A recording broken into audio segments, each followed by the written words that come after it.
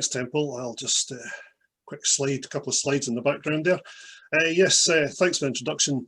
Yeah, I'm pretty excited to say the least about this project, not least because it's something that's got a lot of social value as opposed to just commercial value. And indeed, it fits in many ways with what I've been doing at the Edinburgh Institute, which is looking at how to create real value for commerce and society, meaningful alignment between companies and markets, and improve value for humans. And I know that sounds a bit grandiose, but certainly that's why the whole Scotcoin project has chimed with my personal ambitions as well as my professional ones. And you know, that whole thing about it used to be just nice to have, whereby companies and commercial organizations had a look at sustainability, had a look at being a little bit more environmental and societal and all the rest of it, all the lovely touchy-feely things, but they haven't really gone the full mile. And I think now, in terms of you know, competitive advantage, which is my speciality, that most companies and projects now have to have those environmental and social credentials, and they have to walk the walk as opposed to just talk the talk. So the whole project is something that I'm very, very much immersed in now, and I'm looking forward to doing my bit for the digital community engagement side of things for Scotcoin. And one of the best things we have in the pipeline very shortly is the new Scotcoin Academy. And the Scotcoin Academy is going to be there to effectively answer a lot of questions. I think nowadays people do not want to have laborious FAQ lists. They don't want to have to read a number of articles or blog posts or whatever. They really want to see somebody stand there in front of them and tell them something for 20 seconds or a minute or two. And with that in mind, we're creating the Academy to answer a lot of questions, but also because I think now everybody wants, and it's the best way of promoting things is through education now, as opposed to just the normal promotional quick zappy messages. So although it sounds grandiose having an academy, it means that we have a formal set of structures in place, and it will educate all people who are involved in the ecosystem, to use that wonderful word nowadays. So being education led is part of the CICs, the legal construct for the company. So we have to effectively have that educational output, and the Academy is very much going to look after that. So that's again why, as I say, I'm supporting it fully, because it means a lot to me, and it covers a lot of my personal ambitions as well as my professional ones.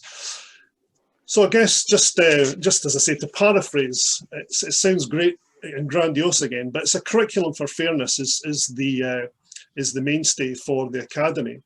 It's to support and inform the public. It's to inform all the stakeholding groups within Scotcoin, and it's to show a path through how to use Scotcoin right up to, you know, buying, selling, retailing, and all the rest of it. So it shows people of whatever background and how much, you know, because I mean everybody knows different parts about the whole crypto and blockchain technologies and how these things are used, and we think that having the Academy best reflects the needs of those at different levels of interaction and engagement, and those who know very little about cryptocurrencies and those who know an awful lot. So we'll cover all the bases. And we want to look at obviously the whole point of Scotcoin is having some societal benefit. And so we will be nurturing those, and we'll have personal benefits to the individuals that are using Scotcoin. And we obviously want to increase Scotcoin and increase the value as well as the use.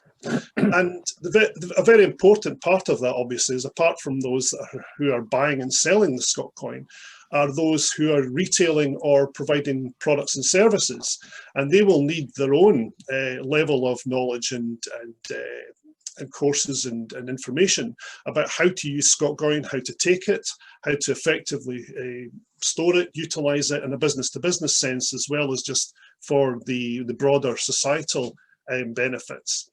And lastly, as I say, because the necessary terms of being a CIC is that we have to have that educational impact.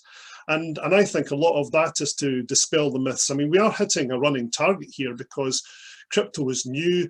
All the technologies and the whole world of crypto is pretty much alive just now. It's full of the chattering classes who are doing a good service for promoting crypto and altcoin, etc., and blockchain for that matter.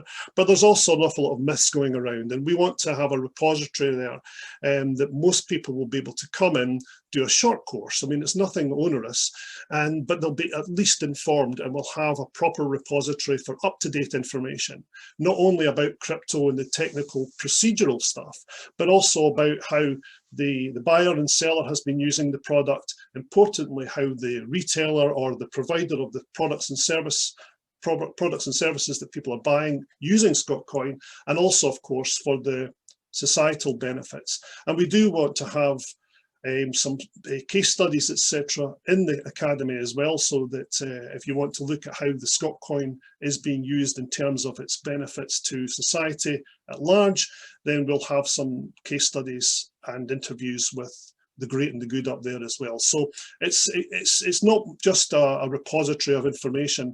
It's actually a place to keep the canon of knowledge about Scotcoin in the one place and allow people to come on and see a progressive path in their own understanding of the use of Scotcoin.